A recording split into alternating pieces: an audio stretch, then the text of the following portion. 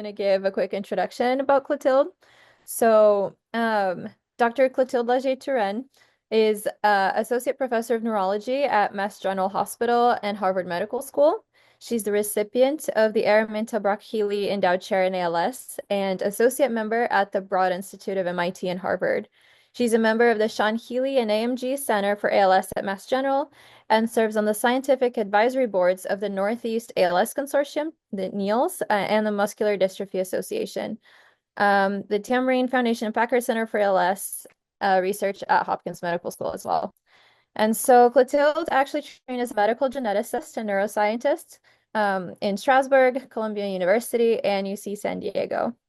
And she was awarded many awards, very deservingly. So she was awarded the 6th International Paulo Gontijo Award in Medicine, the 2017 Grass Foundation American Neurological Association Award in Neuroscience, 2022 Doctors Lagier and Family ALS Endowed Award for Innovative Healing, 2023 World Medical Innovation First Look Award, and the 2024 Radala Foundation Award. And her team investigates molecular mechanisms driving neurodegeneration in ALS and frontotemporal dementia. And she has established collaborations with academic and pharmaceutical partners to develop novel approaches to therapy, including RNA targeting antisense oligonucleotides and immunotherapies for ALS and FTD.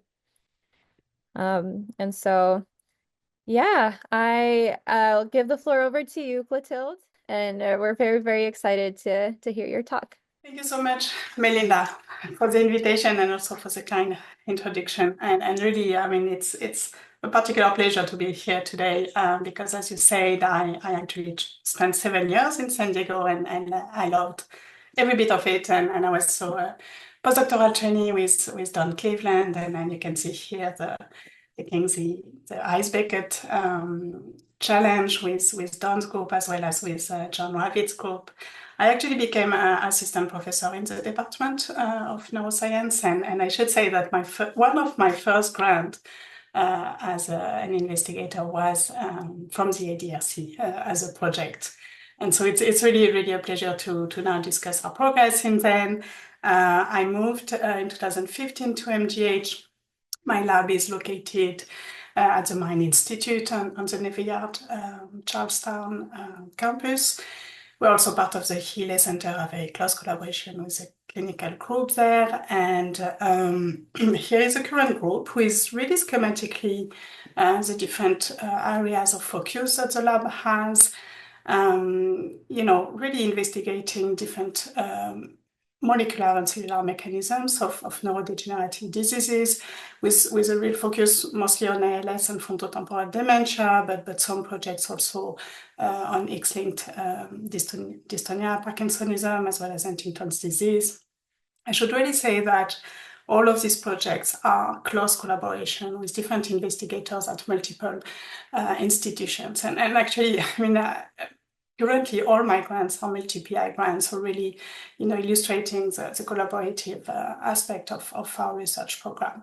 So today I've decided to focus mostly on 2 aspects. So one is STATMIN2, and so this is a very close collaboration with Don's group, including Melinda, as well as Kat Lutz and Martin Marsala's group, and more recently with Michael Ward. And then in the second part, I will discuss our work on FUS, in particular to identify modulator of FUS mislocalization, and this is a collaboration with Anne Bang at the Stanford, Daryl Bosco at UMass, and Paul Blaney at the Broad. So it will have, as I said, just 3 really parts. One is going to be a relatively short introduction about amyotrophic lateral sclerosis and frontotemporal dementia. And then I will focus on STATMIN2 and where we think it's really an emerging therapeutic target in TDP-43 proteinopathies. And then I will focus on FUS, ALS, FTD, and our efforts to identify small molecules and genetic targets for this. So for this audience, I'm not going to spend much time introducing ALS and FTD. I just want to highlight how they have been increasingly over the past few decades recognized as overlapping conditions.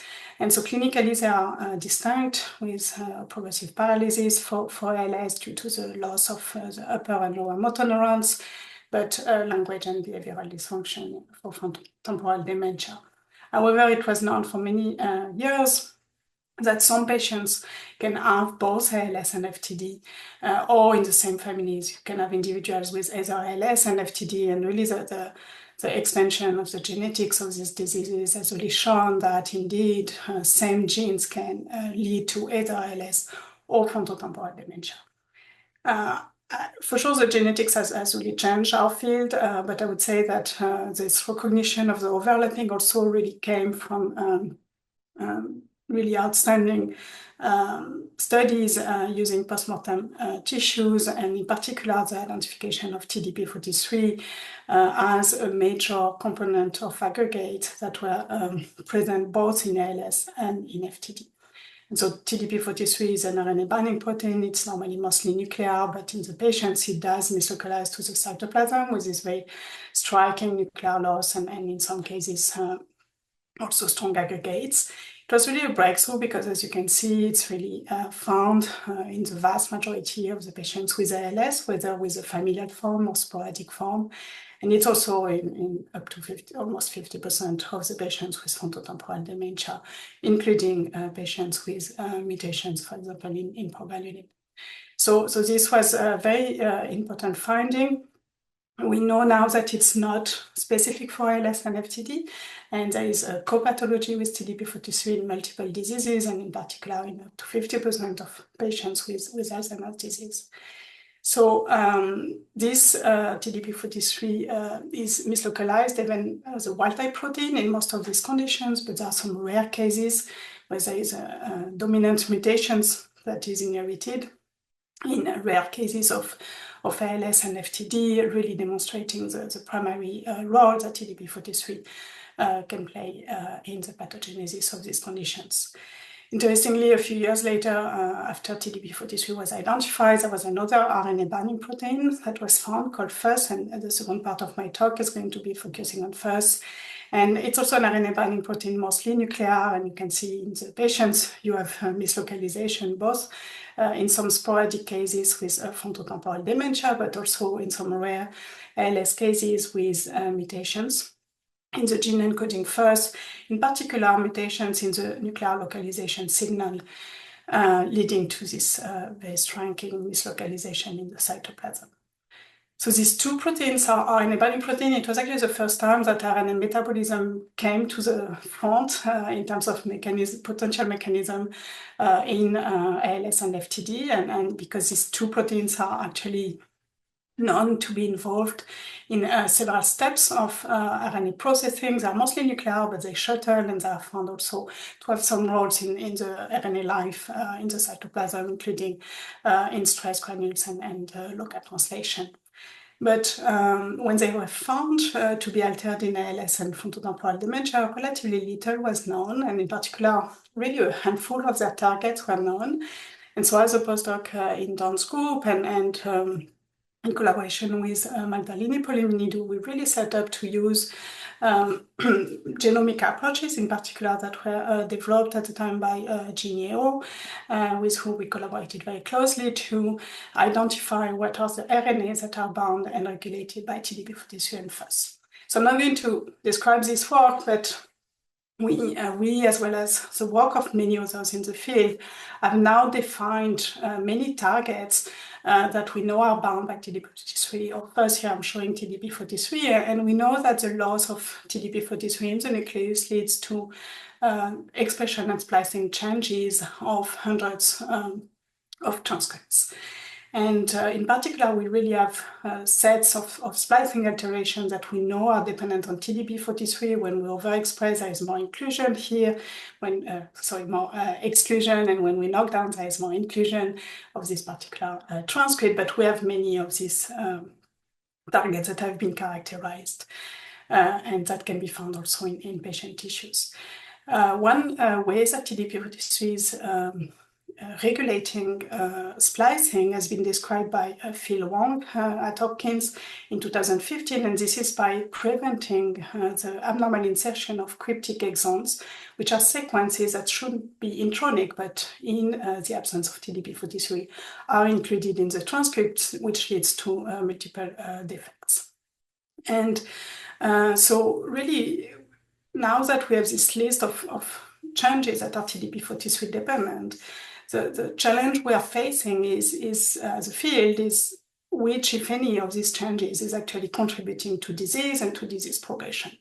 And this is really not a trivial answer to determine whether some of them contribute to and to which aspects of the disease. And so in a large part of my talk, I'm going to focus on STAT-ME2 and try to explain why we think that STAT-ME2 is one of the major targets that is disrupted in the cells that have this TDP-43 nuclear loss that I've shown you. And so this was first described. It's a very close collaboration with Don Scoop in 2019, and there was a back-to-back study also published from Kevin Egan at Harvard University. And so really, why did we focus on STAT-ME2 rather than the 100 other changes? And so the first reason was very simple, actually. When we deplete TDP-43 in human cells, STAT-ME2 was by far the most affected transcript. So it was highly downregulated. And we quickly realized that actually by RNA-seq, we could see that there was abnormal insertion of a cryptic exon that we call exon 2A within the first intron of the transcript, the STAT-ME2 transcript. So indeed, we showed that normally TDP-43 binds in this first intron. And when it binds, there is a generation of the full-length transcript. But when TDP-43 is deficient, there is a splicing that includes this exon 2A. And we can detect this exon 2A either by RT-PCR or by RNA-seq. But we also show that actually there is not a second splicing between exon 2A to exon 2, but rather the usage of an alternative polyadenylation site. And the consequences of that is that we have a truncated transcript that accumulates, and that leads to a striking downregulation of the full-length STAT-ME2 protein in TDP-43 deficient cells. So that was in cell culture, but very importantly, actually, this is happening in disease. And the first evidence was from laser capture microdissected motor neurons from John Ravitz's group, where we could see that the RNA-seq was able to detect this abnormal cryptic exon and reduction of the full-length STAT-ME2 in motor neurons from sporadic ALS patients who have TDP-43 pathology.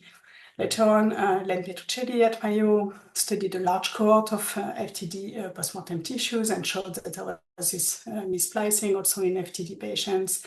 And more recently, we and others have shown that the subset of Alzheimer's disease patients who have TDP-43 pathology also show cryptic exon of STAT-ME2. So I've shown you that it's happening. It's happening when TDP-43 is lost. It's also happening in disease. But as I've mentioned already, there are hundreds of other changes. And so why do we think that STAT-ME2 has an impact on disease? And for this, we really build evidence over the years. And I'm going to go very schematically, so I'm not going to describe all of the studies on what are the strong evidence that STAT-ME2 is actually important for the neuronal health and that its disruption in disease contribute to the progression. So as I said, first of all, STAT-ME2 is highly sensitive to TDP-43. It was the most altered when we knock down TDP-43. You can see that we already see missplicing when we have only 20% reduction of TDP-43. And that's actually different from many of the other splicing changes that are dependent on TDP-43. Another one that is very well characterized and very interesting target is ANG13A.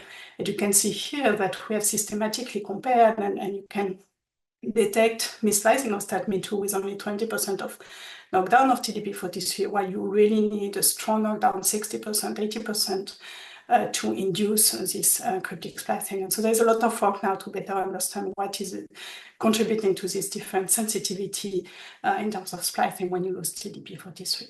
So that was the first evidence. The second evidence is actually the function of STAT-ME2. And so it's highly abundant in neurons, and for example, in the laser capture microdissected motor neurons from John Ravitz's group, we saw that STAT-ME2 was in the top 25 most expressed gene in these motor neurons that are lost in ALS. The protein is actually very abundant in the axons and at the cross cone, and we know also that it's present at the neuromuscular junction. It was, prior to this work, known to be involved in axonal regeneration in sensory neurons in culture. So we had set up to look at its role in iPSC-derived motor neurons. And for that, we use this microfluidic chamber where the motor neurons are grown in this side, and we treat the motor neurons with antisense oligonucleotide to deplete either TDP-43 or statin-2. And then we do an axotomy, and 24 hours later, we look at the axonal regeneration. So the images you see here are from this part of the device, and you can see when we treat with control A, so 24 hours later, the axons have regrown, which is really impaired when we deplete either only statin-2 or we deplete TDP-43. That leads to a reduction of statin-2, but also of hundreds of other genes. Most importantly, when we rescue statin-2 level here with the lentivirus, we are really able to restore these abnormal phenotypes, and in particular in the motor neurons that are depleted for TDP-43, where we know, as I said, that there are hundreds of other RNA alterations. So that was really exciting, that really demonstrating that in TDP-43 deficient motor neurons, there is an axonal regrowth defect when statin-2 is disturbed, motivating us to pursue statin-2 as a therapeutic targets. I have to say that at this stage, we had a lot of pushback from the ALS field, telling us, this is an axotomy, how relevant is that for disease? And at the time, we did not have animal models. Since then, several teams, including ourselves, in collaboration with Kat Lutz, have made several models to test what are the consequences of losing statin-2 in mice. And so several of us have made knockout mice, but I will show another approach that we took in collaboration with Martin Marsala.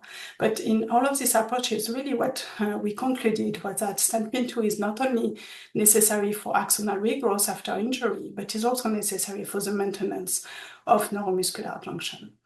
And indeed, the knockout mice were interesting, but we really wanted to know what happens in disease when in an adult TDP-43 becomes mislocalized and statin-2 is lost, and not have this issue of having lost statin-2 during embryonic development. And so for that, we collaborated with Martin Marsala at UCSD, who developed this subpial injection, which really allows to transduce AAV locally, here in this case in the lumbar spinal cord. And this led to a really strong downregulation of statin-2 because we were using AAV9s expressing an shRNA against statin-2. And this really showed that these mice had a progressive development. We did that in adult mice that were already 12 months of age, and then you can see there's a progressive development of a motor deficit, and this is actually associated with denervation of the neuromuscular junction. So statin-2 is necessary for the maintenance of the neuromuscular junction. Interestingly, we looked at the ventral roots of these mice, and you can see that the axon size is reduced. And there was this very striking phenotype by electron microscopy, where when we compare the control mice with this AAV knockdown statin-2 mice, you see the collapse of the axons with the shearing of the myelin sheaths. And here's the neurofilament where the spacing between the neurofilament is really reduced. Importantly, we really worked with John Ravitz's group to see if this is something that is happening in ALS patients. And so we analyzed ventral roots from ALS patients and control, and you can see that actually this phenotype is also happening in the ventral roots of the patients, really strongly demonstrating that loss of statin-2 has an impact in disease. And so I think I've shown you compelling evidence that we want to therapeutically target statin-2.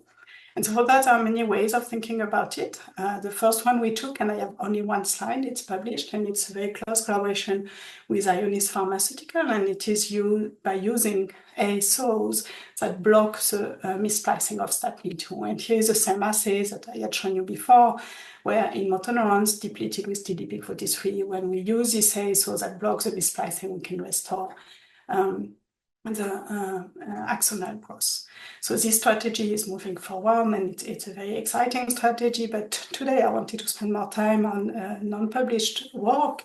And what I'm going to describe is a close collaboration with Michael Ward, where we really decided to systematically assess what are the genetic modifiers of statin 2 expression to try to find also small molecules and genetic approaches to modulate statin 2 in disease. And so for this, we generated several cellular models where we tagged with different markers the endogenous statin 2, and we performed with these models, we performed a small molecule screen as well as siRNA screen, CRISPR screen, and we have identified several modulators that we are now validating in the different models. I've shown you iPSC motor neurons, as well as, I've not discussed it, but models that we have generated with catlots. So I'm going to focus mostly today on one of these projects, which is led by Matthew Nolan in my group, who did a small molecule screen using one of the neuroblastoma cell line with a TDP-43 mutation, where he introduced a nanoluciferase marker to the endogenous statin 2 gene. So you can see that these cells are homozygous for the nanoluciferase tagged statin 2, and in these cells that have a TDP-43 mutation, the level of statin 2 are reduced compared to wild-type cells. So he developed and used this very robust luciferase assay to identify small molecules that would restore the level of statin 2. And so he did a small molecule screen that was actually very quickly quite striking in its results, because as you can see here, part of the 10 top hits were all statins. And so we have now validated this by using dose response and many validations that I'm not going to show today, but you can see that in the TDP-43 mutant cells, treating with different doses of statins restores the level of statin 2 protein. And as I said, we have many models. So here it's statin 2 with M-green lantern, where we can see and quantify that indeed the statin 2 protein level is going up. We can do that by Western blot, and we can do that both in the TDP-43 mutant lines, as well as when we knock down TDP-43 with siRNA, we can also increase the level of statin 2. So that was very unexpected, and I had not really paid too much attention about this pathway, so I had to learn my way there, because as you likely know, statins are highly used compounds, mostly for reducing the cholesterol levels. And they actually act in this mevalonate pathway by inhibiting the HMG-CoA reductase. Interestingly, they have a strong effect on cholesterol, but this pathway is very complex and very important for the cells, and actually is involved in prenylation or lipidation of proteins through nylgeranine phosphatase, lipidation of the protein or farnesylation. And so we have developed here an assay for prenylation that really allow us to also see target engagement of the statins in our cell culture, for example, where we have this shift when we inhibit the mevalonate pathway. You may have noticed that in one of my previous slides, there was pravastatin that didn't increase the level of statin 2, and actually now we know that in our culture conditions, there is no target engagement of the pathway with several of these statins that are actually hydrophobic and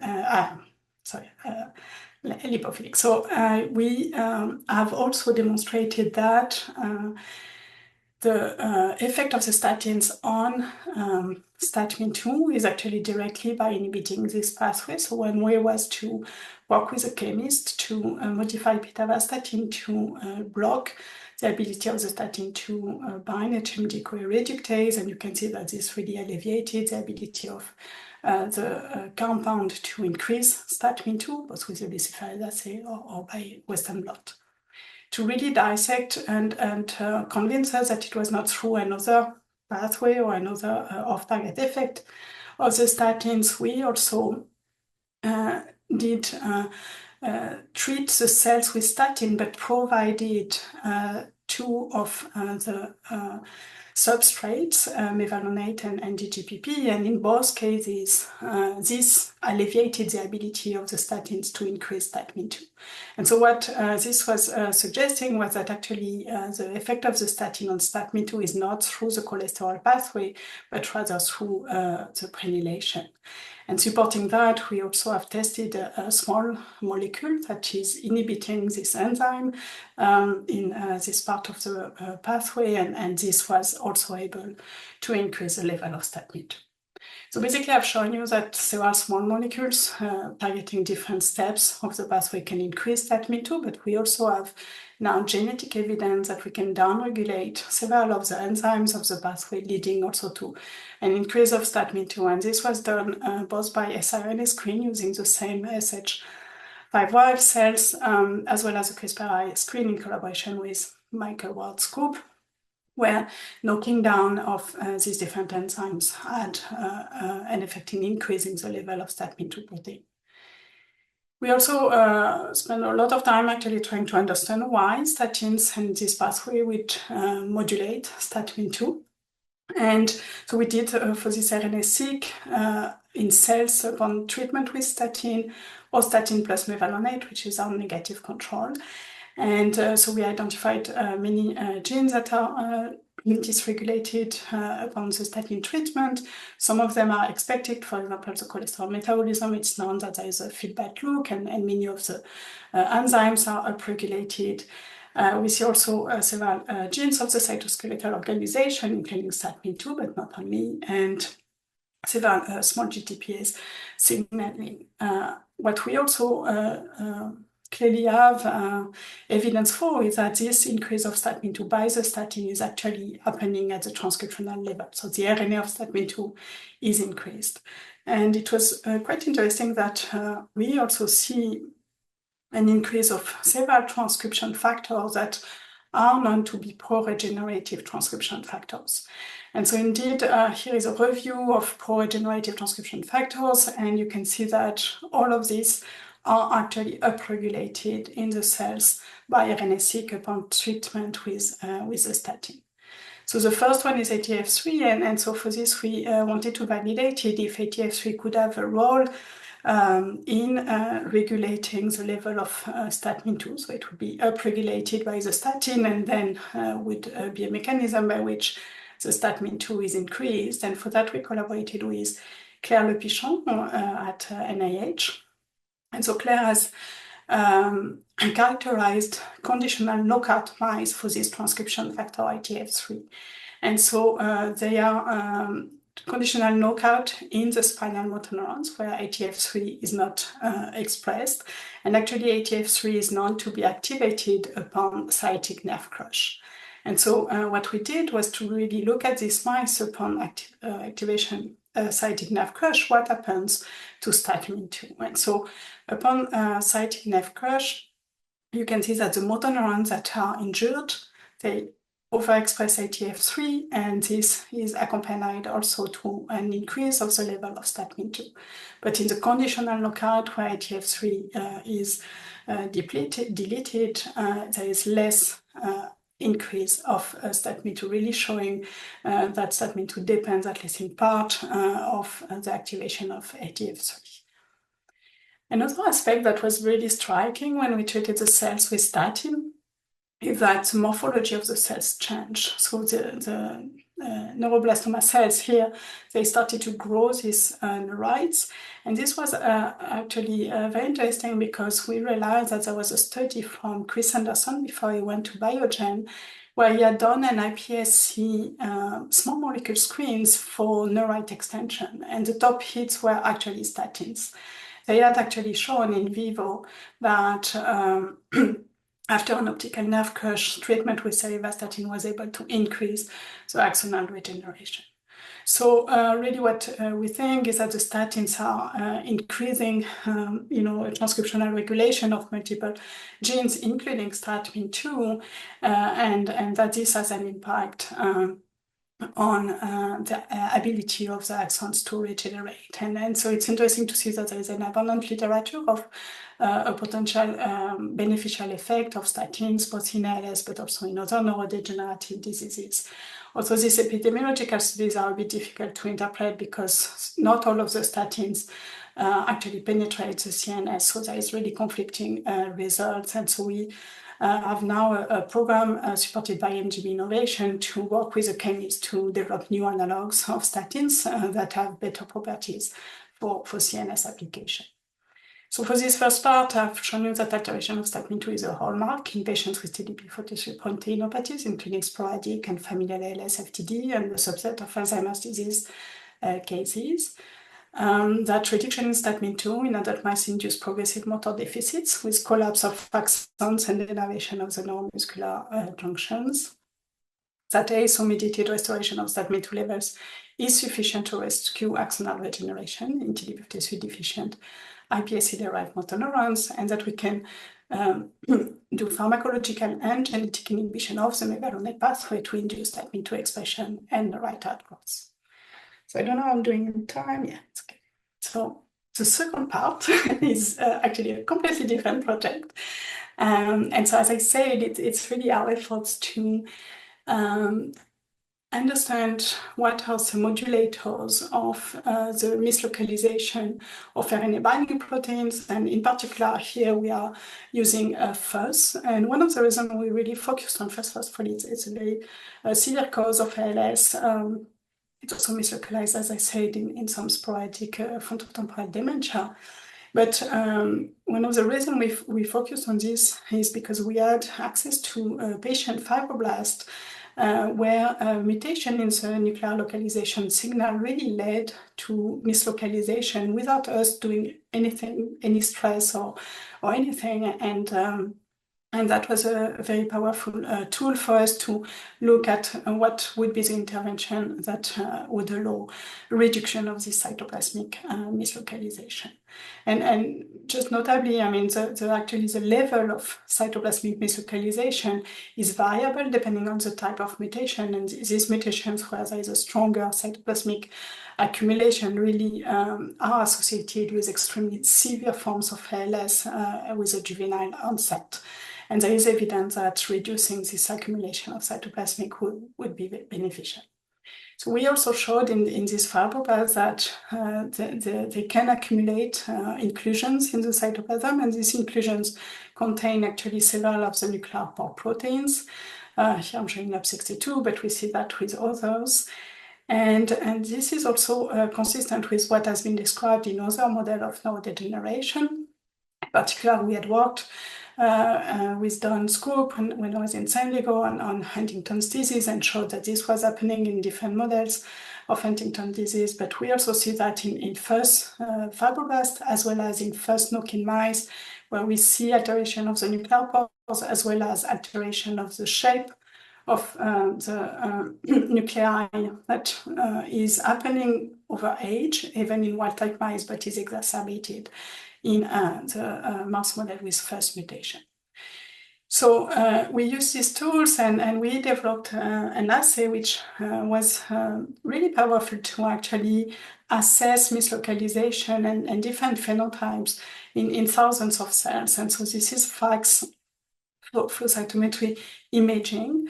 So we do in vitro in suspension immunofluorescence of cells, and then we FACS sort them, and each cell has images. And this really allowed for each of the cells to do feature extraction and assess many different features of the cells. And so this allows us to do millions of cells per conditions. And here is an example where we stain the fibroblasts from patients with different mutations for first, and you can see compared to control, in an individual cell, we see the mislocalization in the cytoplasm.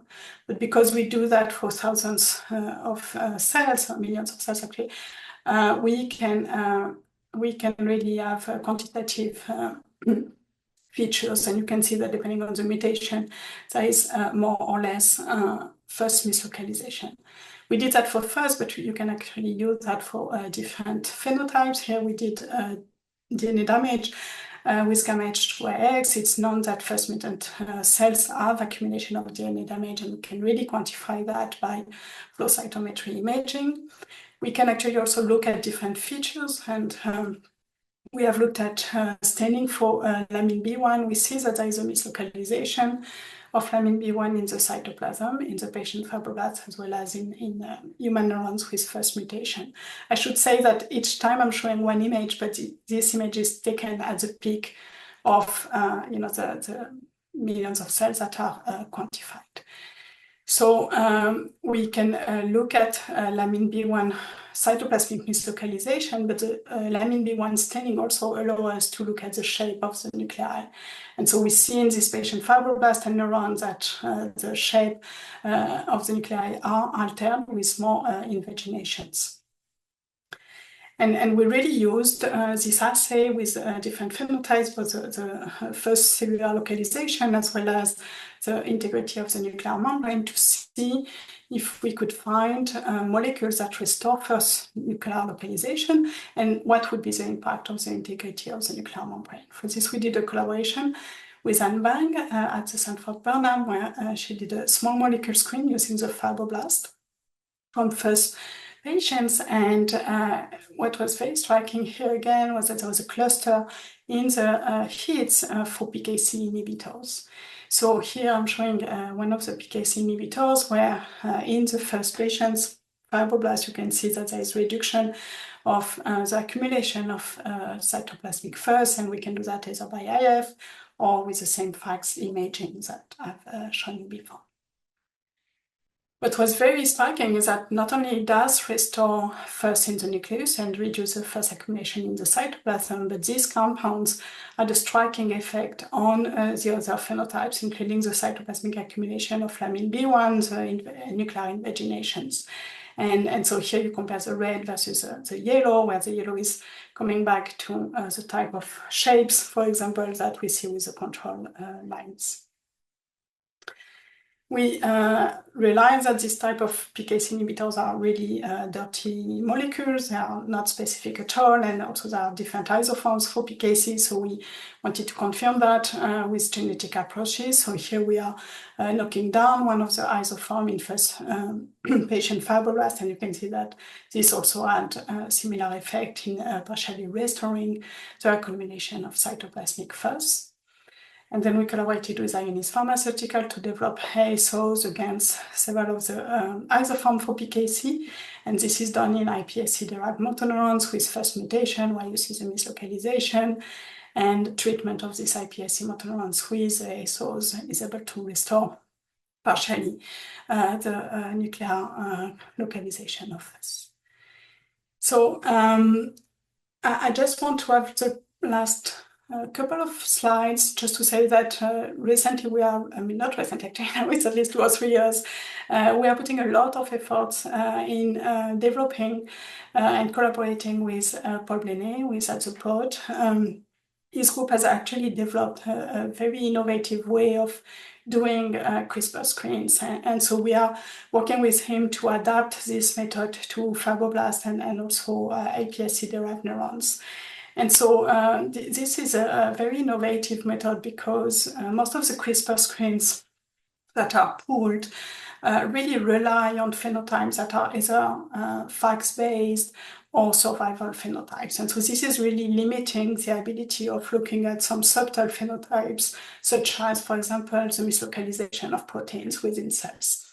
And so what Paul has done is really to combine pool CRISPR-Cas9 screens with the ability of looking at phenotypes optically, so with microscopy. And so that is possible because we transduce the cells with a library of guide RNAs. Then we do a phenotypic assessment, in our case, first mislocalization. And then in the same plate, the same cells, we do in situ sequencing of the guide RNA. So we can really pair the phenotype, whatever phenotype you're interested in, with the perturbation, because you know the sequence of the guide RNA that has been transduced in each single cells.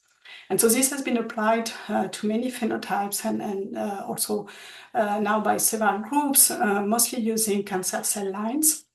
But we did that using the fibroblast patients with first mutation that we had modified to express Cas9, and we transduce lentivirus with guide RNAs, and then we look at the phenotype in each of the cells. So we are looking at the first nucleocytoplasmic translocation score, which is basically the first mislocalization in the cytoplasm. And then for each cells, we do in situ sequencing of the guide RNA. And so I'm not going to show in detail, but this was very successful in identifying genes that increase the mislocalization of FUS or decrease the mislocalization of FUS. Importantly, TMP01 increase the mislocalization of FUS, which is actually it's a non-transporter of FUS to the nucleus. So it was very nice to see that. And it was also nice to see that one of the PKC gene is among the hits in this genetic screen. But we have also other hits, including, for example, DROSHA that has been shown independently in fly models to modulate FUS. And we are now focusing also in a specific pathway where we have several targets that are restoring FUS in the nucleus compared to the mutant cells. But I'm not going to discuss that in detail today. So I've shown you that cytoplasmic mutant FUS is associated with altered nucleoporin localization, abnormal shape of the nuclear membrane, the genetic and pharmacological inhibition of PKC rescues, abnormal FUS localization and nuclear membrane integrity in patient cells. We have optimized optical pooled CRISPR screens in patient fibroblasts, and I'm not showing you we're working for doing this in iPSC-derived neurons. And we have identified new pathways that we are investigating now for first LSFTD. So, as I said at the beginning, it's a very collaborative work, and this is a group. The work I've shown on STAT-2 is from a group mostly led by Matthew and Anna. On FUS is led by Su-Min, as well as alumni, so Fernand, Nan, and Niba. And this is highly collaborative with many members that I've already mentioned all over the talk, in particular Don's group, and Kat Lutz, Martin Marsalet, John Ravitz, and Michael Watt. Thank you so much for your attention.